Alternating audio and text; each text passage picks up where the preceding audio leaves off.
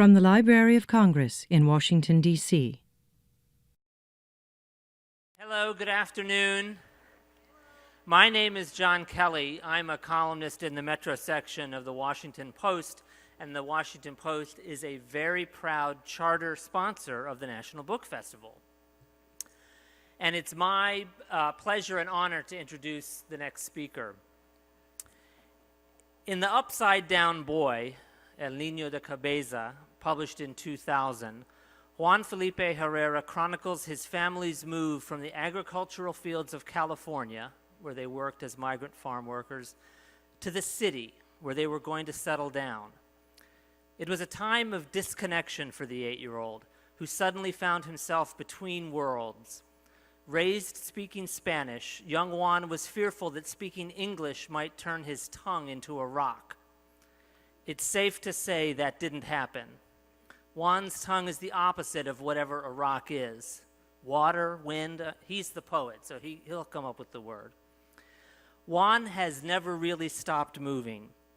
He received a bachelor's in social anthropology from UCLA, a master's in social anthropology from Stanford, and has an MFA from the University of Iowa Writers' Workshop.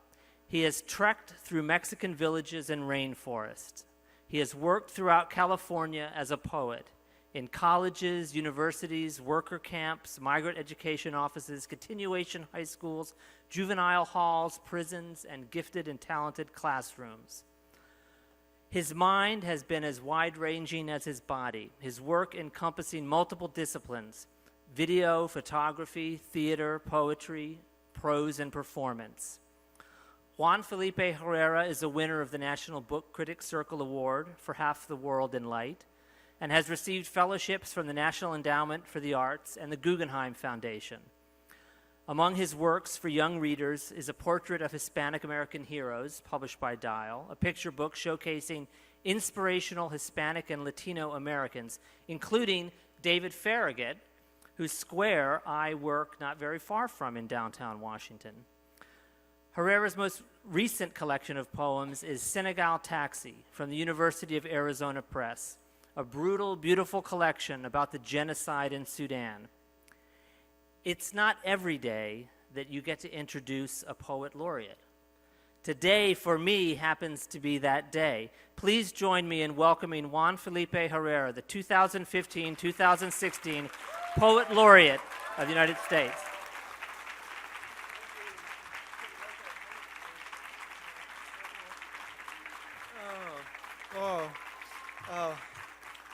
Muchas gracias. Thank you so much. Thank you for coming over here, and thank you for being here, and thank you for being in the front of the very front row, and in all rows, and being in school, and writing and reading, and drawing, and being your beautiful, beautiful selves with a beautiful voice. Let's thank everybody here. Let's give everybody here a big hand, a big mano.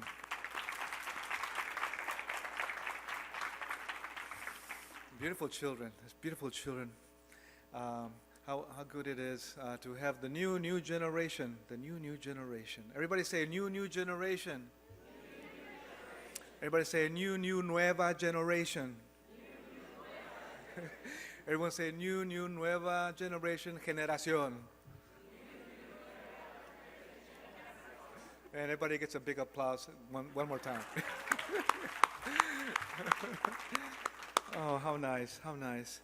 I'm so thankful, and I feel very honored, and I really want to thank again the Library of Congress for calling me up. Dr. James Billington, as you know, the head librarian of the entire Library of Congress, gave me a call in Mayo, and he said if I was willing to serve as a Poet Laureate of the United States.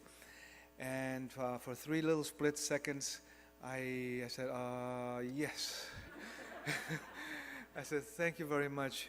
I'm very honored and very appreciative and humbled, I told him. And then he said, anything else, Juan Felipe? Do you have any questions? I said, no, not at this time. Because it was such a big invitation and such a big, beautiful role to have, and such a big, beautiful country, and so many millions of voices and little houses and big hearts. And I want to do the best I can to reach everybody and invite everybody. And you are the first grupo, the first beautiful audience that I'm inviting directly to be part of the Casa de Colores, the House of Colors, which is going to be the new project for everybody. Everybody say, Casa de Colores. Casa de Colores. Casa, Casa de Colores. Casa de Colores. That house is made of colors. My house is made of colors. Our house is made of colors. Colores. Colors. Muchos colores. Many, many colors. All our voices. You and you and me and you. Colors, colores, and voices, by the way. A big hand one more time. Gee, wow. Beautiful, beautiful, beautiful. So on the 15th, a few days from now, we're going to unravel the beautiful ideas and plans and projects for Casa de Colores coming up. And we're going to involve the whole Library of Congress to supply and show us their archives, images and prints, and sounds and poets, and a lot of interesting materials so you can see them and listen to them and write poetry with them. So that's part of the Casa de Colores project too. So a lot of poems, a lot of casas, all of you, and materials from the Library of Congress for you to see, for you to listen to, and write with. We have to have an environment, and we have a beautiful environment right here, and most of all, with you. You are that beautiful place and beautiful heart. So, qué suave, qué bonito, how beautiful. And I'm very happy, very, very happy to be here. And this is the new book, one of the new books. And if it's what's nonfiction, by the way? What's nonfiction? Nonfiction. What's fiction? When you have something that's fiction, it's what? It's kind of made up, huh? You make it up, fiction. Yeah. See, what did I tell you about the first row? Aren't they good? A big hand for the first row. Ah. Very good. Right, when it's fiction, it's kind of made up, and when it's nonfiction, it's kind of true. Ooh. And poetry, so what is poetry then? Is it fiction or nonfiction?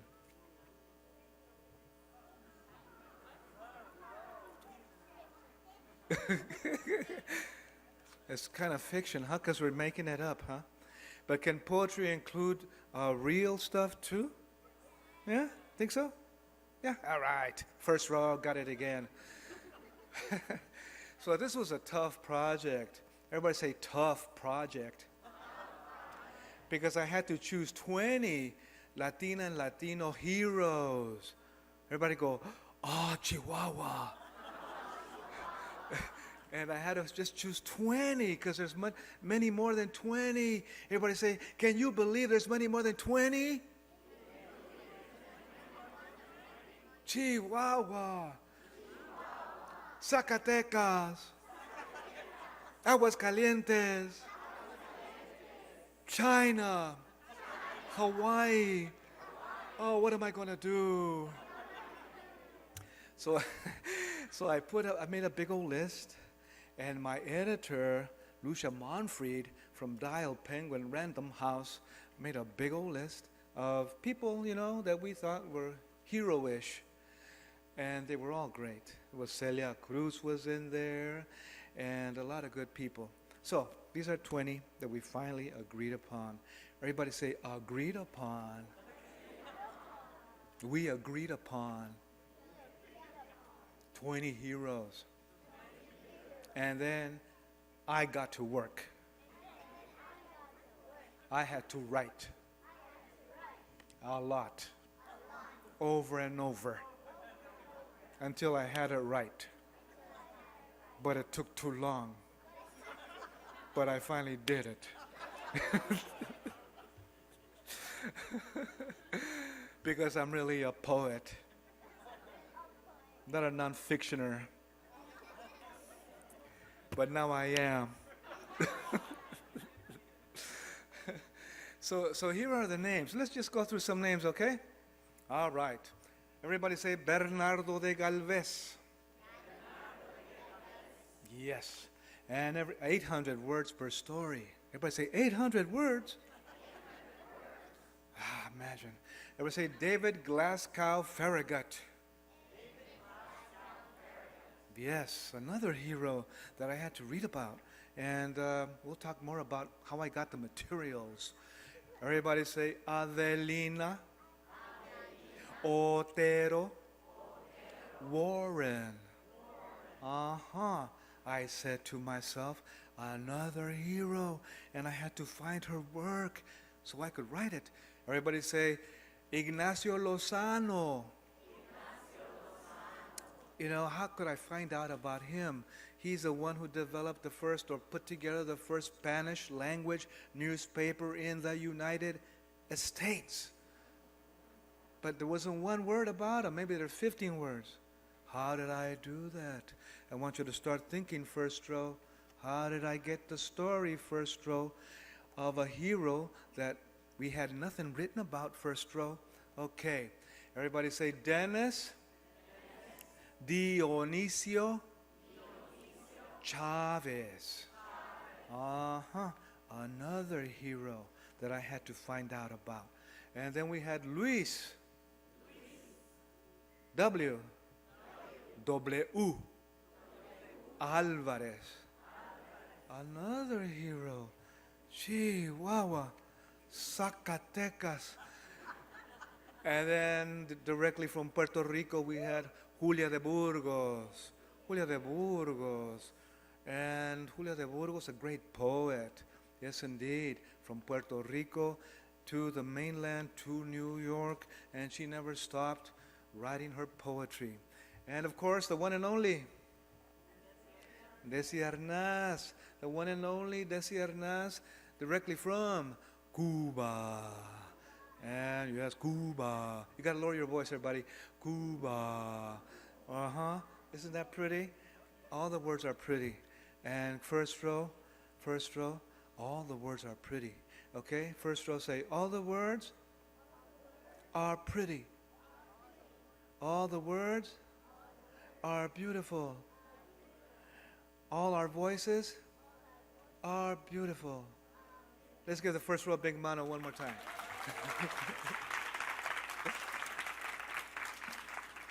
And we had another hero, Cesar Estrada Chavez. Cesar Estrada Chavez. Remember Cesar Estrada Chavez? Yes. There he is.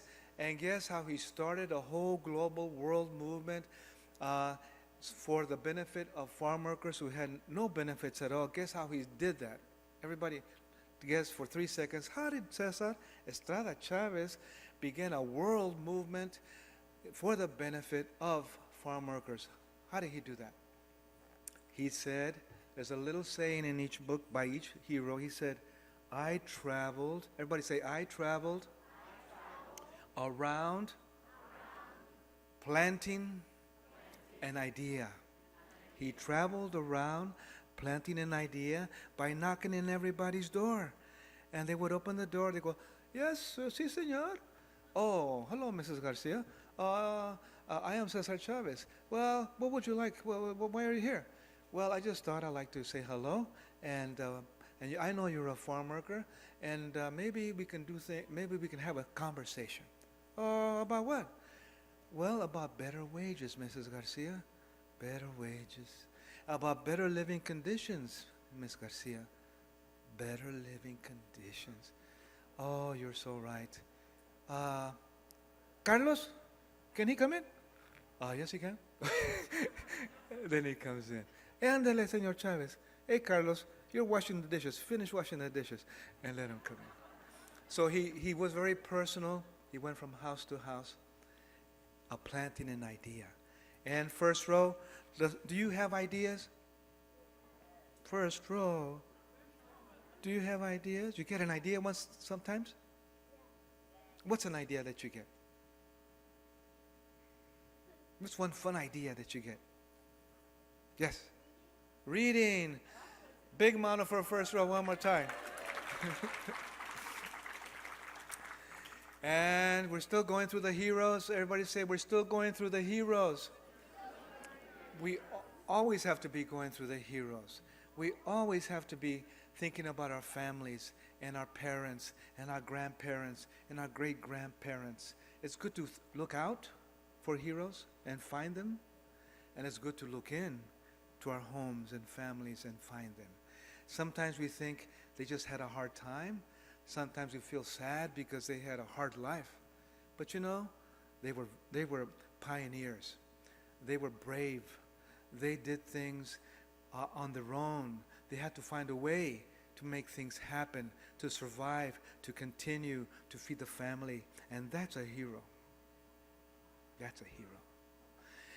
And here is Helen Rodriguez Trias. Everybody say Helen Rodriguez Trias, a doctor, Puerto Rico. And she was interested in the health of women. She was interested in the health of women. She saw many things happen that were very painful. She said, I want that to happen to women. I want to offer new resources and new ways of taking care of them. And I said, she has to be a hero. She is a hero. And she's right here in this book for you, for everybody. And we move on to Dolores Huerta. Everybody say Dolores Huerta? Dolores Huerta. And what did she do? She organized. She was an organizer. She helped organize people. She worked with people so they could do one thing together and hear their voices and have them, talk out their ideas and come to an agreement and move forward. And she was also known. Guess what her nickname was? It has the number 7 in it. Guess what her nickname, Dolores Huerta's nickname was? It has a number 7 in it. Her name was 7 Tongues. Her nickname was 7 Tongues, siete lenguas, because she could talk so fast. She could talk fast, and she could think super lightning bolt fast. So when she had to deal with and negotiate with agribusiness, corporate lawyers who were working for agribusiness corporations, and the farm workers were over here, and Dolores Huerta was right here, and the corporate business lawyers were over here. Dolores Huerta got over here. And she said, "Yo sé que me va a decir ahorita. What do you have to say to me? Come on, let's go, right now, 1, 2, 3. You're taking too long. I have something to tell you right now. Hurry up." And she could think very fast. And she could speak very fast. And she could put things together that were very complicated, very recio, very fast. And it was a great gift. And so Cesar Chavez said, "You know what, Dolores? Why don't you just take over? Because I just go house to house. I'm kind of a slow guy. And you deal with the lawyers, okay? And you deal with the big agribusiness giants, okay? And why don't you just deal with a whole apparatus, okay? And I'm going to just go house to house, and I'm going to talk to the people in town halls. But I want you, if you want to, I want you to go big and say what has to be said. Ándale pues, okay, César, lo que usted diga ahorita lo vamos a hacer." I find her to be a great hero because she was a woman, because she could think really fast, and she could put a lot of ideas together, and she wasn't afraid. Everybody said she wasn't afraid. She wasn't afraid. No tenía miedo. I am not afraid. No tengo miedo. I'm going to stand up tall. I'm going to stand up tall. I want to read and stand up tall. And then I want to speak up tall. Big mountain for first row one more time. And you know, we have so many beautiful heroes in our families, in our communities. And this is, of course, the one and only Rita Moreno. And what a story. What a story. I got to the point where I didn't know how to write these pieces. I wrote them and wrote them. I had thousands of words per story until the editor says, Juan Felipe, oh, I forgot to tell you. Only 800 words, Juan Felipe. I go, what? ¿Qué? Are you kidding? I think she told me, but I think it just passed by me. And it was hard. It was very difficult. And then I said, got it down to 800 words, but it doesn't sound like much. Something's not being said. When we're writing the story, we have to get to the heart of the story. When we're writing a story about a human being, a person, a hero, our mother, our grandfather, our great-grandmother, we really have to say something that is who they really are. What is their secret? What is their corazón? What is their heart? Everybody say corazón. Everybody say heart. Yes, very nice. And she was, as you know, she got an Oscar in 1959, 1960 for being an actress in West Side Story.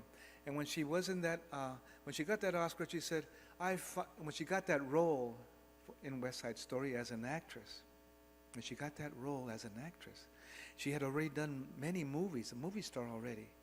But all the roles she had done were stereotypical roles that made her look, where she had to act like, you know, ay, pobrecita mí, and no, aquí no más, aquí, no, soy pobrecita, and, you know, I don't have anything to say. No, señor, sí, señor. She goes, you know, I don't want to do those roles anymore. And I finally got a role that really shows women to be who they really are. And that's why I really like West Side Story, she said. Really showed her as a complete human being, Puerto Riqueña human being. She liked that.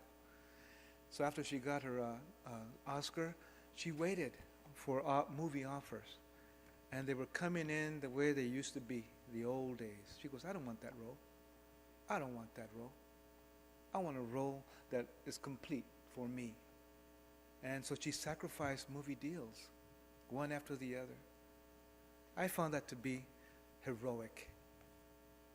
She had that Oscar. Could have made many more movies. But she said, that's not what I'm about. I'm not about that. I want to represent women fully. I want to represent women fully, completely, as we really are. Not dolls and playthings and poor things and weak things. No, that's not me. So she didn't get any offers for a long time. So she went into television shows. I find that to be great. Tomás Rivera. Everybody say Tomás Rivera. Let's go back to Rita. Everybody say Rita Moreno. And Tomás Rivera. First Chicano chancellor in the UC system, and poet, and also a farm worker, childhood, a heroic man, and how good it was to write his story. I had the chance to meet him. And Joan Baez. Remember Joan Baez? What did Joan Baez do? Everybody say, Joan Baez sang a song, used her voice, used to be really skinny, and used to be really bullied because she was brown and really skinny. And then she said,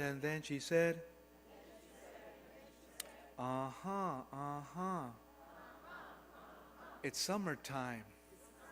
It's vacation time. And when I go back home, I want to sing, sing, sing, sing. And play my ukulele. And work on my voice. I'm going to work on my voice. so I can sing what I really want to sing.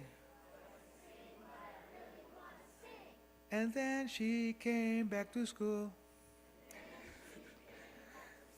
And she sang her very big voice. And that's how Joan Baez got started. She was afraid to sing, but she said, this is not going to happen anymore. I'm going to go home for the summer. I'm going to practice, and I'm going to develop my voice. And when I get back to school, I'm going to sing.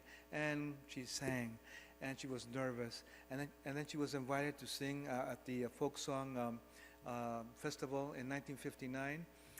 And she sang nervously with her guitar and stimulated, inspired a folk song movement in the United States and around the world. That's Joan Baez. There she is. And let me mention that the artist, do you like the art? Let me mention that the artist is by Raúl Colón. Everybody say Raúl Colón. Yes, Raúl Colón, very beautiful artwork that he did, and this is a very thoughtful image of Joan Baez. So I want you to go back home, look up Joan Baez, and listen to some of her music, okay? And take the book with you too. Everybody say, hi, Judy Baca. Hey, how are you, Judy Baca? Judy Baca, I didn't know that you were a muralist. Chihuahua. Now, what on earth is a muralist, Judy Baca? Well, I sure didn't know that. I didn't know that you paint murals, big paintings of the people of our community for a mile. A mile, a painting that's a mile long? Gee, Judy. Everybody say, gee, Judy Baca. I never imagined a painting that big, Judy Baca. And what are you saying, Judy Baca? Are you saying that we all should be on that mural, on that big painting? Because we are important in our community? Gee, Judy Baca, you're kind of a brave person. And Judy Baca, you climbed those big stairs on the wall to paint?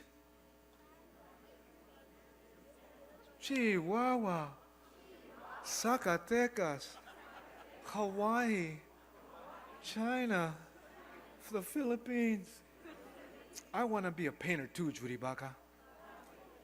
And that's Judy Baca. And how did I get her story, since it's not printed anywhere? How did I get her story? I talked to her by phone. And I recorded it on the phone, and then I wrote the recording. I transcribed it, what was on the phone. I wrote it by hand, around 59 pages, all scribbled up. It was hard to read, but I could read it just a little bit, and then I wrote her story. And why was I inspired to continue writing? Why was I inspired to continue writing? What kept me writing? What kept me going? What stopped me from being bored? Why wasn't I bored? Yeah, why wasn't I bored? Because I can write big books. Because I can write big books. And they were big because they had our heroes in them. They inspired me. I said, I have to write this. I must write it, because these are stories of beautiful, beautiful people in our community like you. And who is this, everybody? Sonia Sotomayor. A big hand for Sonia Sotomayor.